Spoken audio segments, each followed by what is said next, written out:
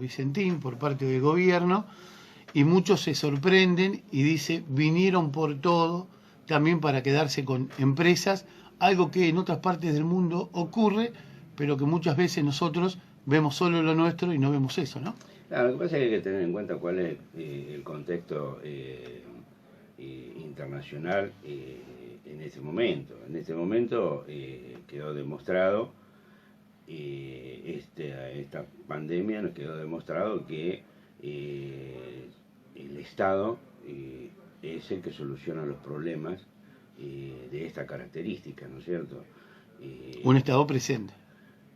El Estado, o sea, si el Estado no está presente, y lo vemos la crisis que ha pasado, por ejemplo, en Estados Unidos, donde el Estado en materia tiene el mejor sistema de salud privado, pero sin embargo tiene una cantidad de muertos impresionante. Lo mismo pasa en Brasil, ha pasado en un montón de lados. Pero bueno, en definitiva, la realidad es que la crisis económica no es solamente argentina, sino es a nivel mundial. Entonces que se salga a rescatar, como hace el gobierno nacional, una empresa que está en serísimos problemas, no es nada anormal, puesto que en Alemania, el gobierno alemán también salió a rescatar empresas que están en la misma situación, con algo que se criticó mucho acá enseguida, que había un proyecto de una diputada de decir, bueno, la empresa que se rescata, el Estado se queda con una parte de las acciones,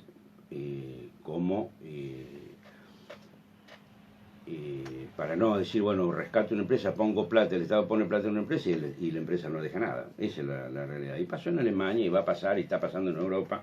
Pero acá tenemos otra concepción política. Nosotros venimos,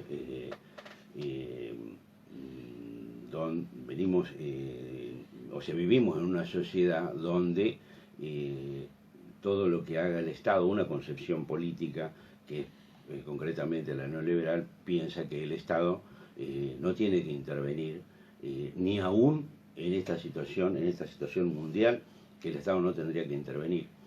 Y después la puja contra otra concepción política que dice, no, el Estado tiene que intervenir, el Estado tiene que ser un Estado presente, el Estado es el que soluciona los problemas ante esta situación. Entonces, de muchos sectores vemos cómo se rechaza el tema de la expropiación de Vicentín. Ahora convengamos una cuestión, que son las cosas que el neoliberalismo no tiene en cuenta.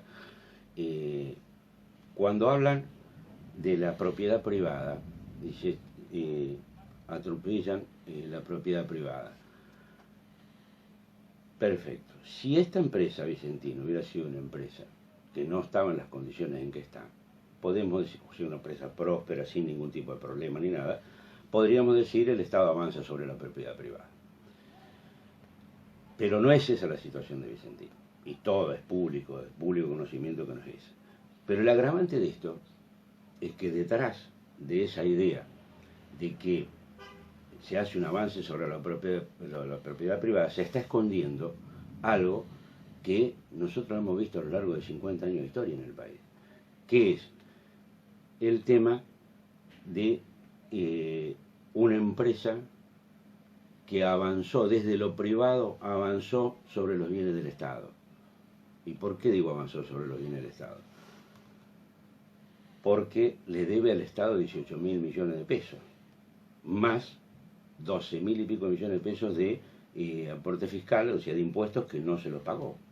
Entonces, tenés una empresa que, ante esa situación, durante el último mes de gobierno de Macri, el Estado, el Banco Nación, por eso tiene una causa el presidente del Banco Nación, le otorgó 18.000 millones de pesos de crédito en el último mes a Vicentín. Y le otorgó un crédito por día. Es una barbaridad. Un crédito por día le otorgó. Llega, le entrega el último crédito y a los 4 días la empresa se concursa. Entonces eso te hace pensar de que sí, bueno, yo no entiendo mucho el tema, pero se transforma en esa quiebra en una quiebra fraudulenta, donde ¿quiénes son los afectados en esa quiebra? Porque acá hay acreedores privilegiados. Uno es el Estado, el otro acreedor privilegiado son los trabajadores, y punto. Pero acá hay otra cuestión que está en juego y hay que marcarla. Hay otros perdedores de esto. Los perdedores de esto son los pequeños y los medianos productores de esta situación. Porque hay 2.500 pequeños y medianos productores que Vicentín los estafó y que no tienen posibilidad de cobrar. Y si van a la quiebra, como dicen muchos, reclaman el tema de que sigue el proceso de quiebra porque la justicia es la que lo tiene la quiebra y lo tiene que resolver la justicia. No Esos cobran productores más. no cobran nunca más. Y un Estado bobo es el Estado, pues yo lo escucho a veces desde la oposición hablar del Estado bobo. Un Estado bobo es el Estado que le dio en un mes le dio un crédito que la empresa no le iba a poder pagar, que sabían que no le iba a poder pagar y se lo dieron. Ese es un Estado bobo y un Estado mafioso, porque esa es una práctica mafiosa. Pasó antes también. Basta recordar el blanqueo de la deuda que tenía el grupo Macri con Cavallo, que la estatizaron. Es sencillo, sabés cómo es el mecanismo. Entonces, bueno, sale el Estado al rescate de esta empresa. ¿Y por qué por qué el peronismo toma estas decisiones? Toma estas decisiones porque los afectados son, primero, los trabajadores. Hay 4.500 trabajadores que pierden el trabajo. Segundo, son los pequeños y los medianos productores. Tercero, está el Estado, con una deuda impresionante que tiene Y hay una razón que va mucho más allá de las deudas y de los perjuicios de una quiebra. ¿Quiénes son los que no quieren y están militando en la no expropiación desde todos los medios de comunicación, desde toda la corporación mediática? Porque seguramente desde esa corporación mediática tienen acciones en otras empresas. La cuarta razón importante es que si Vicentín competía en un mercado agroexportador, que yo te decía vos acá, hay 5 empresas agroexportadoras que el año pasado, por ejemplo, vendieron o liquidaron exportaciones por 42.000 millones de dólares y le rindieron cuenta al Estado por 21.000, porque los otros 21.000 millones de dólares se perdieron en la triangulación y la evasión. Esas 4 empresas que quedan arriba de Vicentín, multinacionales, esas son las que tienen el grave problema. Porque lo de Vicentín se va a arreglar con plata. Se va a arreglar con plata, lo va a arreglar el Estado con plata, le va a pagar a los productores, le va a pagar a los trabajadores, va a tomar parte en una empresa que está diversificada y esa diversificación que hace que tenga que participe en el mercado de carnes en el país, que participe de otros rubros como el vino y otras cosas, biodiesel. Entonces, ¿qué pasa? El Estado manejando esa empresa, al que más se preocupa son los otros 4, porque entran a competir en un mercado donde el Estado participa y el Estado no va a ser partícipe de la evasión que Vicentín participaba junto con ellos. Entonces ese es un problema.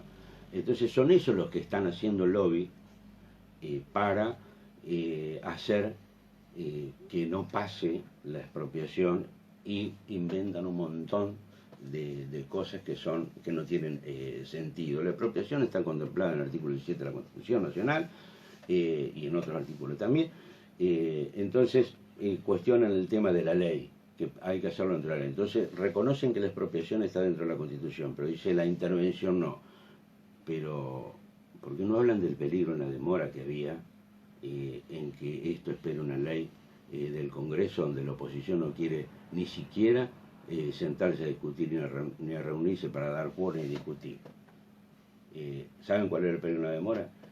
El peligro de la demora era decir, bueno, que Vicentín termine de vender todo, que siga la quiebra, que la compre una empresa multinacional que capaz que asociada con lo mismo Vicentín seguía funcionando. No se rompía el statu quo en el mercado de exportación de grano, por un lado.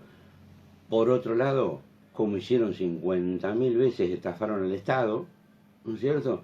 Y los perjudicados habían sido los pequeños, los medianos productores y los trabajadores.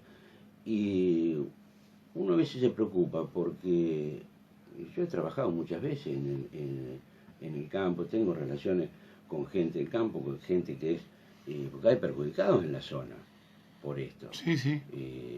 Vos tenés acá nomás, tenés una cerealera de Recife que está perjudicada, ACA, la Asociación de Cooperativas Argentinas, AFA, la Asociación de los Productores Federados Argentinos, que también tienen una cooperativa acá, también están perjudicados por esta situación.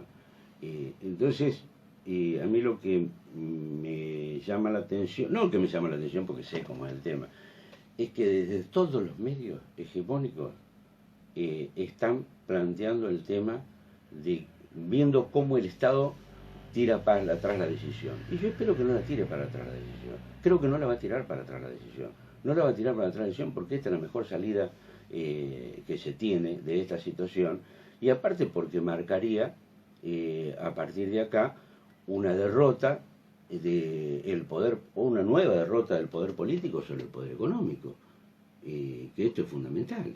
Entonces ya les digo, esta situación de Vicentín es preocupante, como son preocupantes otras situaciones, de las que a veces no hablamos. Cuando yo te decía a vos, esto se soluciona, no porque yo lo sabía, sino porque me lo habían dicho a mí, de este país sale, la única forma que sale es con más Estado. Yo creo que a esto se refería.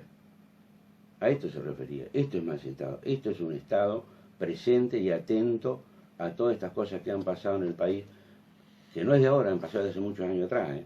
Porque, a ver, la formación de Vicentín se potencia en el año 70, con la dictadura. Y la formación de Clarín se potencia también, del grupo Clarín, se potencia también en la dictadura. O sea, no nos podemos olvidar de papel prensa y de un montón de cosas. Entonces, sí, bueno, esta fue una mecánica del neoliberalismo durante 50 años de gobierno en el país. Bueno, hay que romperla, es la única solución, hay que romperla. Y hay que tener sentido de la oportunidad, porque si este mundo, que después de esta pandemia va a necesitar alimentos, si nosotros nos paramos y miramos en el mapa y vas a ver las manchas verdes que tiene el planiferio, te vas a dar cuenta rápidamente de que Estados Unidos es el primer productor de alimentos, después le sigue Brasil y después está Argentina. Si en la geopolítica que vemos, vemos una confrontación entre China y Estados Unidos por el mercado mundial, y Estados Unidos está alineado con Brasil, a China le queda un solo objetivo para su expansión, Argentina, ¿no? Que es Argentina. Entonces uno tiene que tener sentido de la oportunidad. Ahora, ¿qué pasa? La estatización de Vicentín, o sea, ¿cómo es que le dicen? La expropiación de Vicentín, significa que el Estado manejando esa empresa, es el Estado el que va a regular el mercado con China y el mercado mundial. Por lo menos el mercado de granos, que es lo que más ingresa por exportación a la Argentina. Pero también hay una cosa, estas acciones para que tengan, después de la expropiación de Vicentín, estas acciones tengan el respaldo popular, tiene que pasar algo, que eso ya sí es responsabilidad del gobierno y de nuestro gobierno. No puede ser usada Vicentín como una caja, como una industria que derive fondos para la política. No, no puede ser una industria que esté manejada por inexpertos que no sepan del tema y que vayan a ocupar puestos por una cuestión política. Tiene que seguir manejada por los técnicos y profesionales que saben del tema, y la utilidad de esa empresa nos va a servir a muchos para políticas sociales, le va a servir al Estado para cubrir otros déficits como el que tenemos que afrontar, que es la deuda externa. Entonces, es necesario que esta expropiación que se produce realmente se concrete, y es necesario también que el Estado lo tome con la seriedad que lo tiene que tomar, porque si no, hay otros procesos de expropiación que tienen que venir. Porque un Estado bobo es un Estado el que toma 50.000 millones de dólares en crédito para hacer obra pública, para hacer autopistas y caminos, y después la plata de los peajes se lo llevan los privados. Ese es un Estado tonto. Entonces esa es una cuestión que va a haber, que en el futuro va a haber que resolver, y no le veo otra salida para resolverlo que no sea la participación del Estado. Los ferrocarriles, yo sé que se va a enojar, algunos gremios se van a enojar, pero si queremos favorecer la producción del interior, el desarrollo del interior, el tema de los ferrocarriles es importantísimo. Entonces, bueno, se tocarán algunos intereses. Tenemos que estar preparados para adentro y para afuera, poner en claro que el Estado tiene que participar, tiene que estar presente, y el Estado tiene que ser un Estado transparente, en su administración transparente, eficaz en la administración de todo eso. Incluso, antes de pasar a lo local, que me interesa tu opinión, te quiero hacer esta pregunta como para seguir con el tema. Si quien hubiese prestado el dinero, esos 18.000 millones de pesos que hacía referencia a vos, en diciembre pasado, hubiera sido el gobierno actual, ¿no? Repito, si quien hubiese entregado los 18.000 millones de pesos en créditos en el último mes de 4 años de gestión hubiese sido el gobierno actual, lo mataban. Olvídate. Hoy... Bueno, pero yo no quiero que hagan pistas sobre eso, porque si... Bueno, pero... la sociedad tiene que entender, por ejemplo, se está hablando del tema. Macri asumió la presidencia con procesado, y asume procesado, lo liberan de ese peso en la justicia antes de asumir, y a 6 meses de gobierno, este gobierno durante 4 años cometió el mismo delito, espió a propio y ajeno. Entonces, sí, bueno, yo no quiero hablar de ello, ya está, lo que pasó, toda la sociedad sabe lo que pasó, todos, industriales, pequeños industriales, trabajadores, todos saben lo que pasó, y quedó demostrado también ahora con esta pandemia, con el sistema de salud. Bueno, a ver, si el Ministerio de Salud lo habían borrado, la inversión en educación fue mínima. Entonces, listo, no hay que hablar más de lo que pasó, no hay que hablar. Toda la sociedad sabe lo que pasó. Claro. Lo que sí uno le tiene que dar garantía desde este gobierno a la sociedad, primero, de que no va a volver a pasar lo mismo que pasó, y que no podemos volver a cometer los mismos errores que se cometían antes. ¿Entendés? Por eso te digo que lo de Vicentín es importantísimo que se lo quede el Estado. Ahora, el Estado tiene que ver bien para que se lo quede, porque si eso va a ser una caja para bancar estructuras políticas que se bancan con dinero, vamos perdidos. Estamos perdidos. Uh-huh. Eso tiene que ser manejado por, ya te digo, por técnicos profesionales que están en el tema, y la utilidad tiene que ser dedicada a todo lo que el país necesita.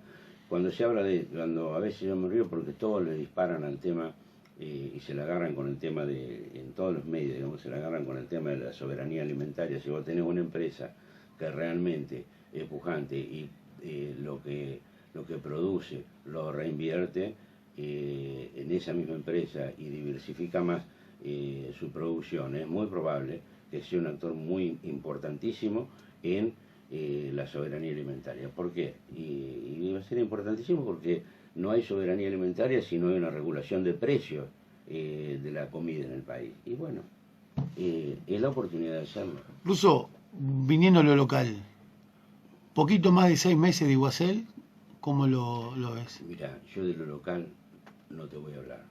¿Por qué no te voy a hablar de lo local? Porque nosotros... Una vez que tenemos a alguien frente de la vereda de enfrente, Russo, ¿no me vas a hablar? Nosotros tenemos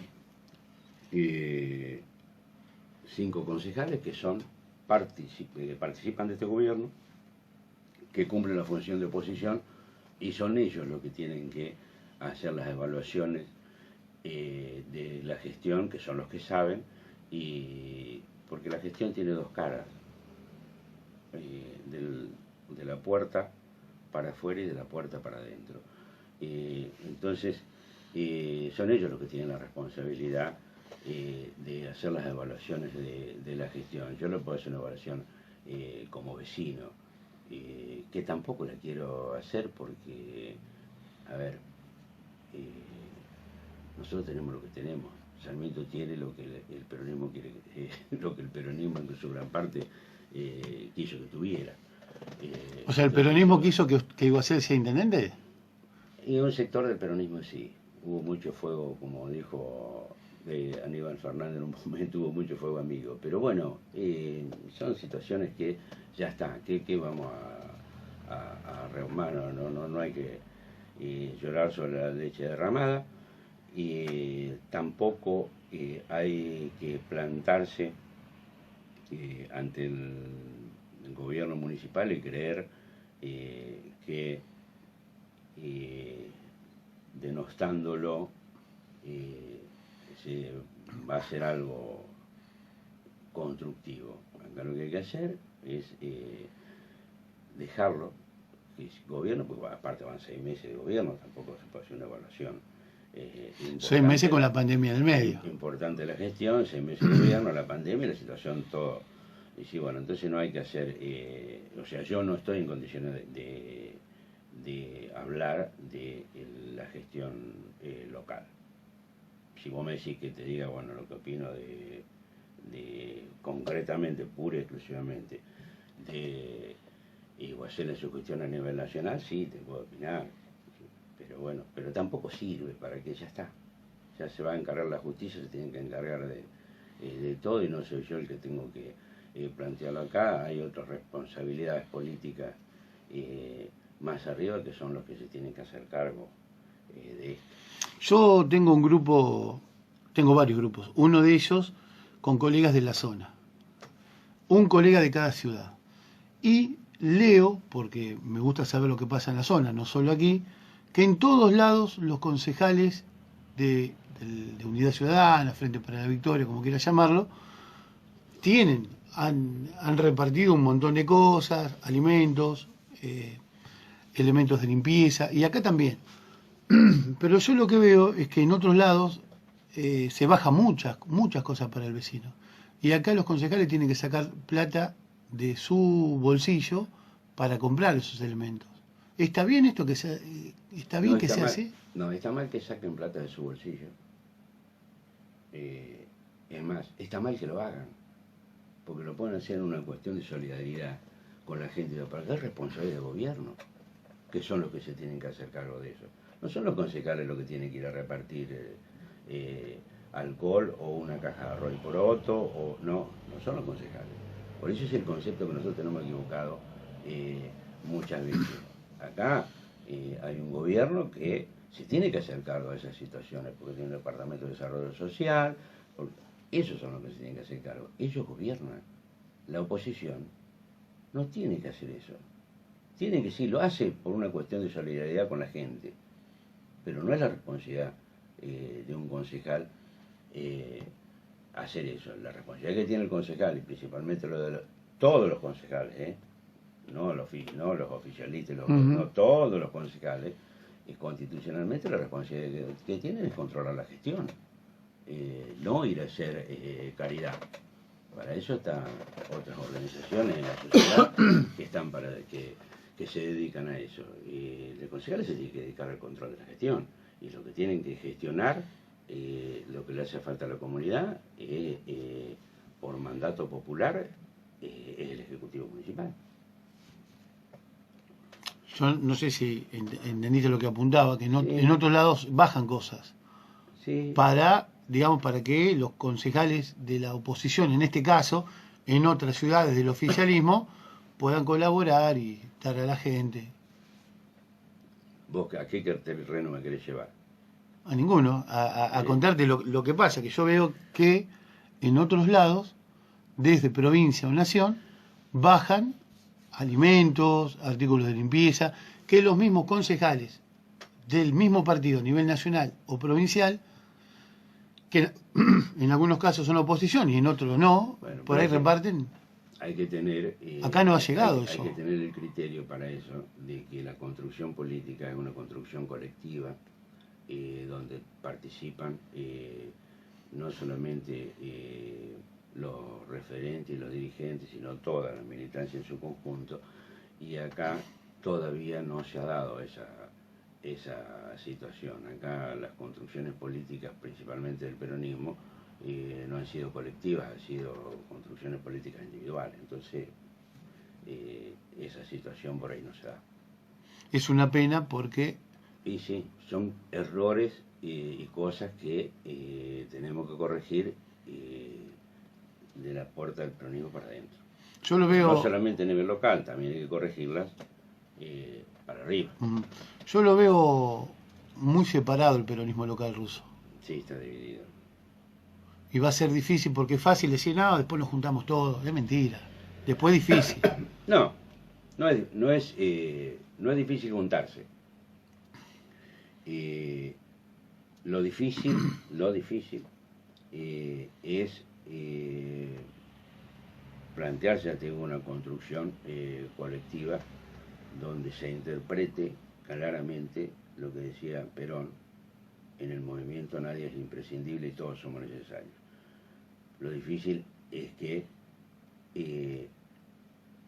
todos tengamos esa concepción, y no la tenemos porque muchas veces hay muchos que se creen que son imprescindibles, ¿viste? Esa es la realidad. Hasta que no aprendan eso, Claro. Imprescindible nadie, necesarios todos. todo.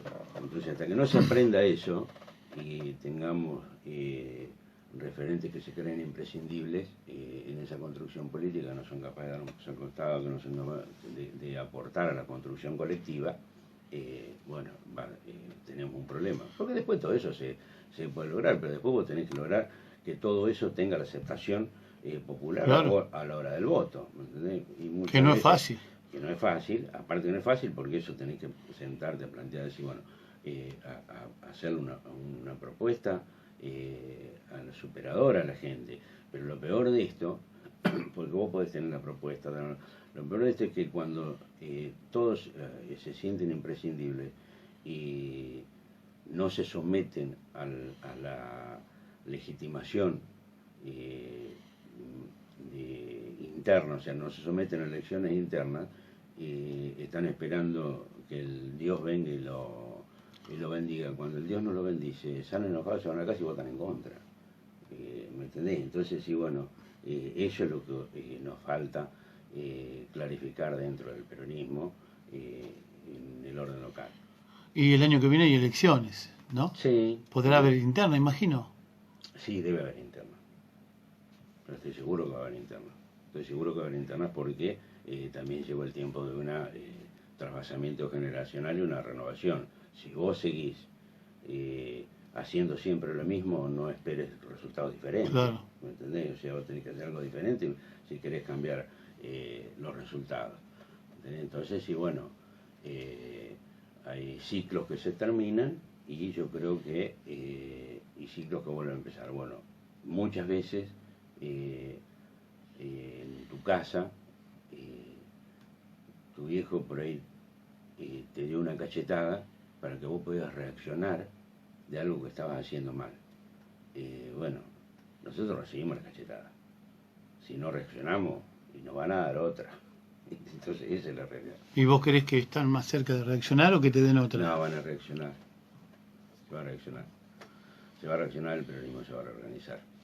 O sea, y cuando hablo del peronismo te hablo no del peronismo solo, sino de todo lo que se identifica con el campo nacional y popular, donde hay otras figuras que en el orden local están por fuera del peronismo, o sea, no participaron, no son, pero con los que también hay que articular para poder sustentar a nivel provincial y nacional un plan de gobierno, o sea, lo que nosotros le llamamos el modelo, de llevar adelante en la práctica el modelo nacional y popular. Claro, los de la interna siempre es interesante, una interna. Si Una lo forma ves, democrática de legitimar los cargos. claro. O Sí, sea, a sí, ver, sí. si vos tenés aspiraciones, ¿no es cierto? Si vos te crees imprescindible y tenés aspiraciones políticas, lo más sano es que democráticamente te sometas a una interna. Esa es la realidad. Claro, que la gente elija. Que la gente elija. Lo Esa que la pasa es realidad. que normalmente el que pierde no acompaña, Russo, cuando tendría que acompañar. Porque, ¿qué pasa? Porque no entienden eh, el proceso de legitimación de candidatura democrático dentro de un partido. No lo entienden. Y lo tienen que entender. Lo tienen que entender. Vos no podés participar de una elección interna, perder la elección interna y votar en contra. ¿Sabes muchas veces por lo que se hace eso? ¿Sabes por qué Sí, se para hace? que no gane, que te ganó. No, eso primero es una mezquindad total. Por supuesto. Ese no es peronista, porque cuando Perón dice primero está la patria, después el movimiento, después los hombres, y por una diferencia entre hombres, Sí, votás a otro. entrega el movimiento y traiciona a la patria, no es peronista. No, eso no se hace. Vos tenés que participar de eso y perdiste la elección, acompañar. Si en definitiva lo único que resuelve el pueblo es quién quiere que lo represente.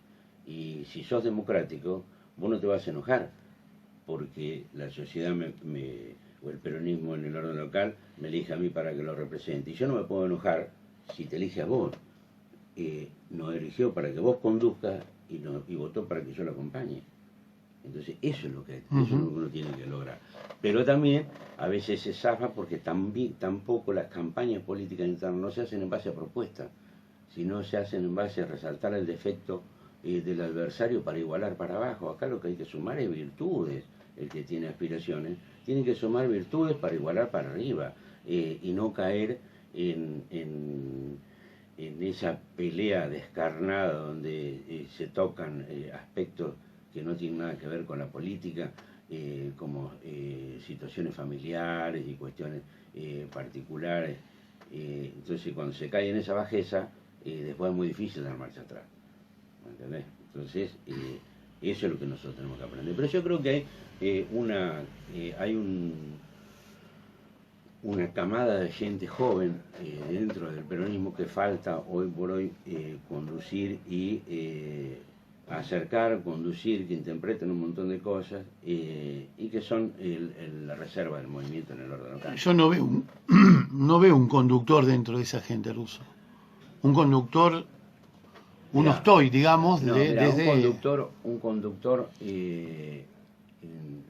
por eso te digo, cuando uno cree en los liderazgos individuales, cuando ese liderazgo individual sufre un desgaste se cae toda la estructura. Cuando la construcción es colectiva, la construcción es colectiva, la conducción también tiene que ser colectiva, ¿no es cierto? Entonces sí, puede haber alguno que sobresalga sobre el otro, que normalmente es el que coordina, el que conduce, pero... sí, bueno, pero esto vos lo ves ahora, pero durante 20 años fue distinto. Bueno, hubo un conductor, se hoy, ganó siempre, sí, salvo la última. Pero hoy esa es la salida. Hoy esa es la salida, porque vos no tenés como vecino, no tenés un conductor.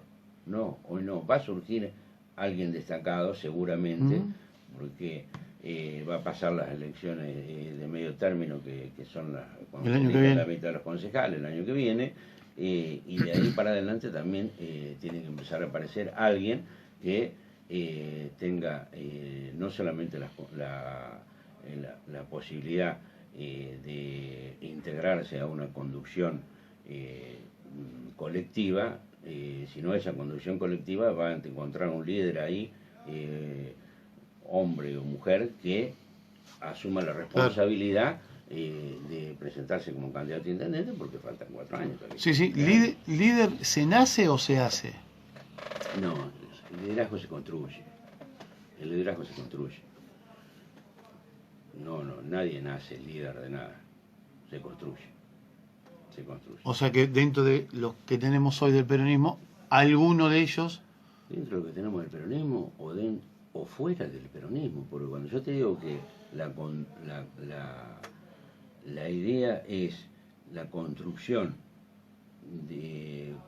colectiva de todo el campo nacional y popular, en el campo nacional y popular, no solamente peronistas, Es radical. sino Santoro, por ejemplo, o Moró no están apoyando Claro. ese modelo, ¿entendés? Entonces, y ese reflejo, esa construcción que nosotros vemos reflejada arriba, también se tiene que reflejar abajo. ¿Lo ves a Ostoy participando el año que viene?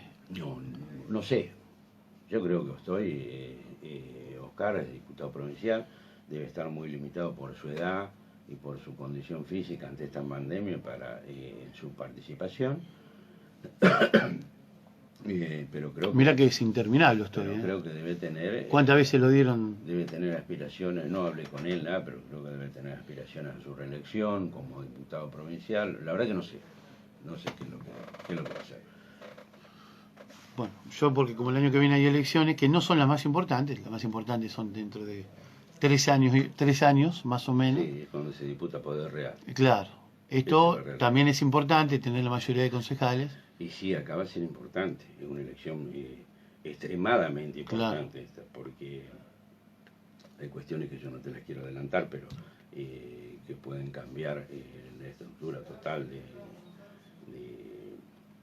o sea, pueden cambiar las cosas en nuestra ciudad en el corto plazo. Russo, cuando Iguacel muestra camiones usados que se compraron y que se plotearon, están hermosísimos, como ayer.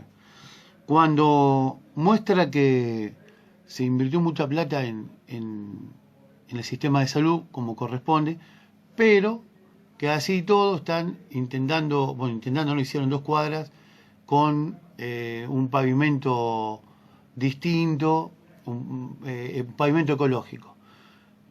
Cuando muestra algunas otras cositas, ¿no? La protectora de animales que se está haciendo allá, vos no decís, faltaba un poco más de juventud como o hacerle caso a alguien que te diga, mira, esto se puede hacer, se hicieron los carnavales, el encuentro de food trucks mientras se pudieron, en un par de veces, se podían hacer otras cosas. No sé cuál es la pregunta. No, que digo, si a lo mejor el gobierno de Ostoich, como para ganar la elección pasada. El gobierno de Ostoich terminó el 10 de diciembre. Dejó lo que dejó. Dejó el gobierno de Ostoich lo que dejó. Y yo te puedo saber que dejó mucho en 20 años de gestión. Sí, por supuesto. Comparado con otros. Mucho dejó. Ya está.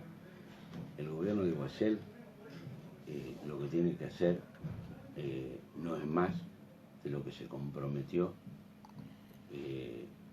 con la gente. Y me parece muy bien que haga todo lo que más pueda y mejor. Que es lo que realmente tiene que hacer. O sea, el compromiso que lo asume ante la comunidad, y la mayoría de la comunidad lo votó para eso. Entonces no está ni más ni menos que cumpliendo con su obligación. Que no es poco y me parece perfecto. Yo me refería a algunos eventos que se realizaron, de convocar gente, de darle algo a la gente, como los carnavales, como el encuentro de food truck. Bien, pero eso es lo que se comprometió. Claro, pero digo... O sea, yo no te voy a felicitar a vos porque asumí un compromiso... Por hacer notas cuando hago notas todos los días. Por hacer un compromiso conmigo de hacer algo y es tu responsabilidad hacerlo. Yo te puedo agradecer que cumplas con tu responsabilidad, no te puedo felicitar, pero no puedo decirte, Juan, que te voy a hacer un monumento porque hiciste lo que tenías que hacer, no. Es un compromiso. Eso también del otro lado hay que verlo. Ostoy hizo muchísimas obras. Creo que no va a haber, ojalá me equivoque, un intendente que haga todas las obras que hizo Ostoy en tanto tiempo, pero desde tu punto de vista tampoco habría que felicitarlo, porque hizo lo que tenía que hacer. Hizo lo que tenía que hacer. O vos me escuchaste alguna vez, es más lo que yo lo he criticado a Ostoy que lo que lo he felicitado, porque las cosas que hizo bien era porque el compromiso que tenía con la sociedad era hacerla, y lo he criticado por las cosas que no hizo. pero no veo cuál es el sentido. Decía, a ver, es un contrato que firma el dirigente con la sociedad cuando asume la responsabilidad de gobernar, y ese contrato tiene que cumplirlo, y seguramente hemos visto campañas donde se han prometido un montón de cosas y no se cumplieron. Entonces, sí, bueno, uno lo que tiene que apuntar es a eso, es decir, bueno, que cumpla con lo que se prometió, que normal, o sea, que mejore todo lo que pueda hacer para mejorar la condición de vida de una sociedad. Bienvenido Es sea. bienvenido. Bienvenido. Es bienvenido. Russo, una más y te dejo y te agradezco tu tiempo. Mucho se habló de la asunción de Germán Ostoich como gerente de ANSES. Pasaron algunos días, no tuvimos tu opinión. ¿Cómo lo ves eso? Mira, hay que analizar dos cosas con este tema, porque yo no lo vi, pero lo he escuchado.